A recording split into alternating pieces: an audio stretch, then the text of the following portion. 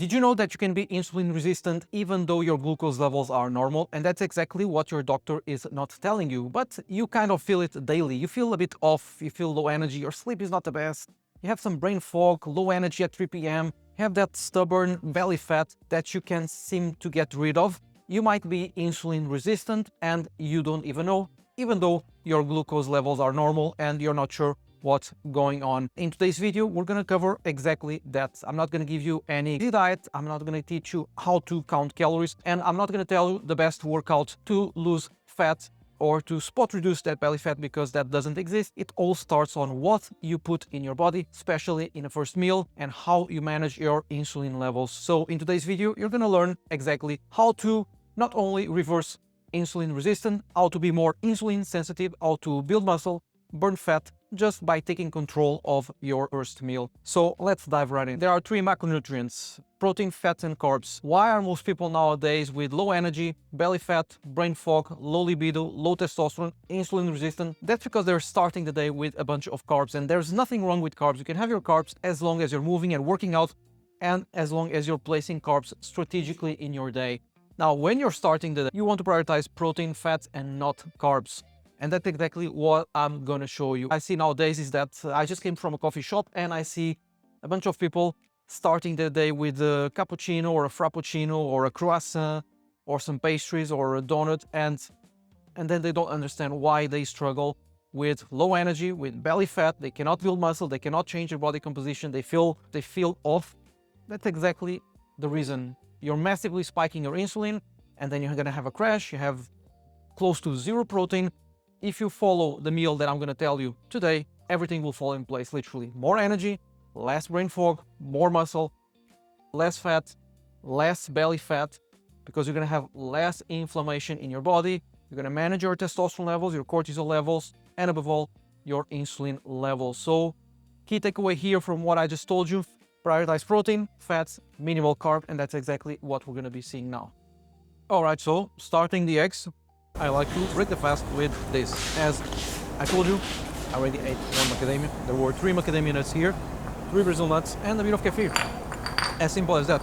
So I'm breaking a 14-hour fast, and it's super important how you break the fast, because again, you're very insulin sensitive after 12, 14, 16, 18-hour fast. So you're insulin sensitive, so you want to kind of smooth digestion and prioritize protein and fats. So what's going to happen with this is that it's very smooth for my digestion, great for gut health, healthy fats. It's not going to spike my insulin. 5-10 minutes, I'm going to put the eggs, sauerkraut, cottage cheese, avocado, and then 1 or 2 slices of bread.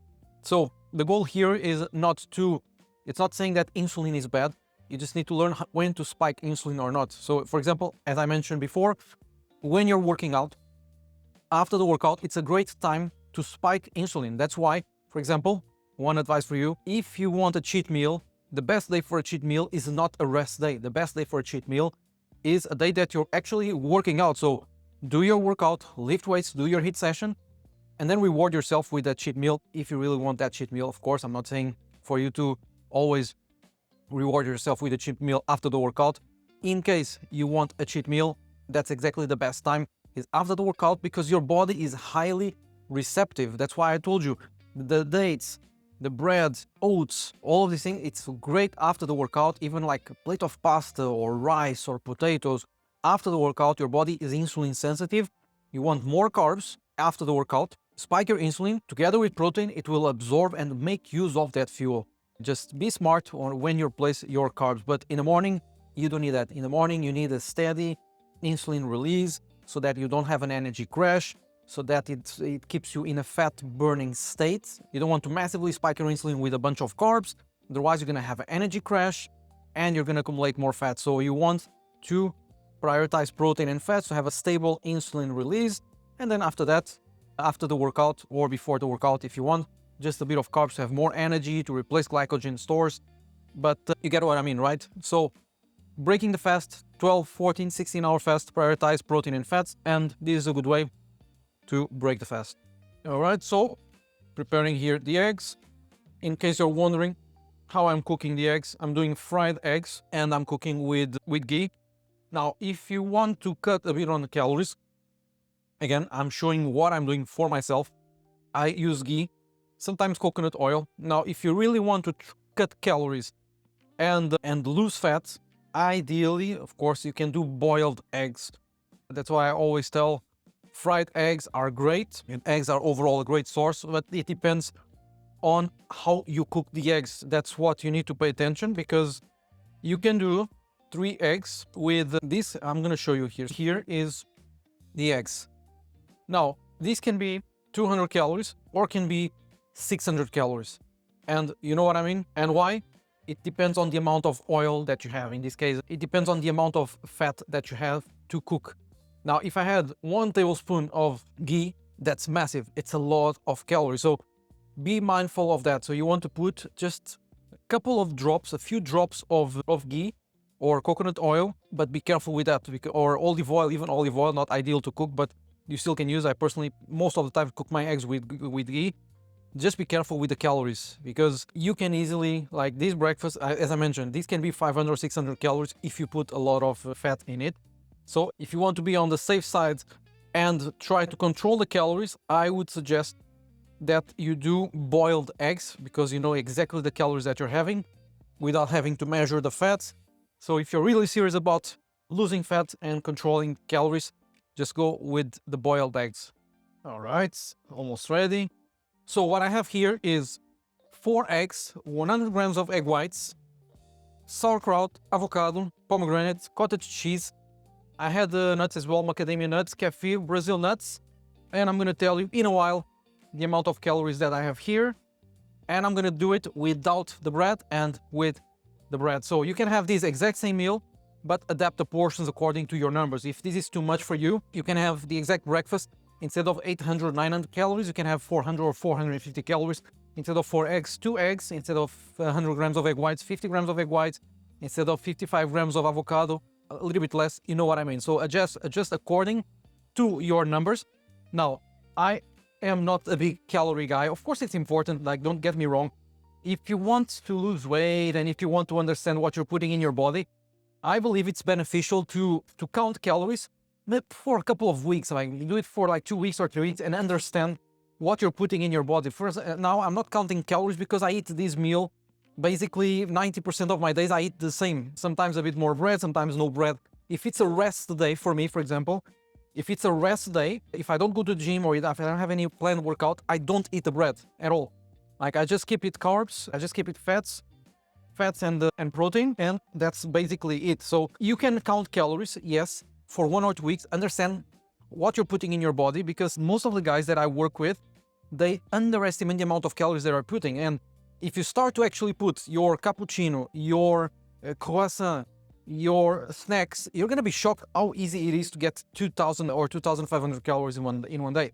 That's why I'm telling you, count everything for like 1 or 2 weeks, the amount of oil that you're putting, olive oil, the amount like bread, croissant, chocolate, put everything, and you're gonna see that easily you're gonna be at 3,000 or 3,500 or even more calories. It's insane. It's very easy. So at least if you do it for a couple of days or weeks, you're gonna be held accountable, you're gonna understand the numbers, and then you just rinse and repeat it. You have a structure, you know what you're putting in your body. And basically the key takeaway here is you don't need to count calories all the time. Count at the beginning, have an awareness of what you're putting in your body, and then just have a kind of a boring system where you know exactly when to eat, what to eat, how to eat certain things, how to cook to improve your body composition and your insulin sensitivity. So here we go. Breakfast is ready, and I'm gonna give you the exact numbers. 4 eggs, 100 grams of egg whites, half avocado, around 55 grams, 70 grams of sauerkraut, 100 grams of cottage cheese, 40 grams of pomegranates, and 2 slices of bread. Now, this is the optional part. What I want you is apply these principles of this plate here to improve your insulin sensitivity, to reverse insulin resistance, and you adapt this according to your days. If it's a performance day that you know that you're gonna move a lot, walk a lot, get a lot of steps, eat 1 slice of bread. If it's gonna be a day that you're gonna work out and have a great workout, great session, a lot of steps, then you can have 2 slices of bread. So this, you're gonna adapt according to the movement on that day. Personally, I'm gonna have 2 slices because again, I'm gonna have a workout today. But if you're trying to lose weight, really improve your body composition, your energy, minimize insulin spikes, and finally feel sharp, get rid of like brain fog, belly fat, like get rid of inflammation in your body, like, and take this to the next level and take control of your body, I would strongly suggest just prioritize this, because what you see here, along with Brazil nuts and macadamia and the kefir that I had, gives me roughly 800 calories, around that, 800 calories, with 65 grams of protein, which is a lot. This meal will satiate me for 4, 5, or even 6 hours. I'm not going to be hungry. I'm not going to have an energy crash. And you know how many grams of carbs here? 25 to 30 grams of carbs. For you to have an idea, most people are breaking the fast with 100, 150 grams of carbs. Most people are on a daily basis having 300, 400, 500 grams of carbs. It's not that difficult, trust me, to get 400 grams of carbs per day. If you eat bread, cookies, pastries, pizza, pasta, rice, potatoes, if you combine all the, it's way easier than you might think. And this one gives me 20 to 30 grams of carbs maximum. And for you to have an idea, for you to be in a ketogenic state, you need to be under 50 grams of carbs. Keto, I'm not a big fan of keto, by the way. I'm not telling you to go keto. However, if you go keto for a couple of weeks, you're going to see a massive improvement in your body composition. However, again, I don't believe that it's sustainable for you to do this for the long term. It's great to give you a boost in your fat loss, improve insulin sensitivity, even for brain function is great, but we're not going to talk about it here. Keto, this is just to give you an idea that this gives you 20 to 30 grams of carbs. I'm not saying that you need to go keto, but if you're really serious about improving insulin sensitivity, reversing insulin resistance, you need to keep your carbs maximum 100 grams per day, maximum. This gives you 30 grams of carbs, around that. All of this, along with the caffeine. One slice of bread would have maybe 25 grams of carbs. Here, 25. So if I have these 2 slices of bread, I'm not going to be in a ketogenic state anymore. I'm going to spike more my insulin as well, because from 25 grams of carbs, let's say 30 grams of carbs, my whole breakfast so far, if I'm going to add 50 grams of carbs from these 2, you had the numbers, right? 80, 90 grams easily. So not ideal if you're really trying to improve insulin sensitivity. Again, nothing wrong with bread. It just depends on your goals, on where you are. Now let's enjoy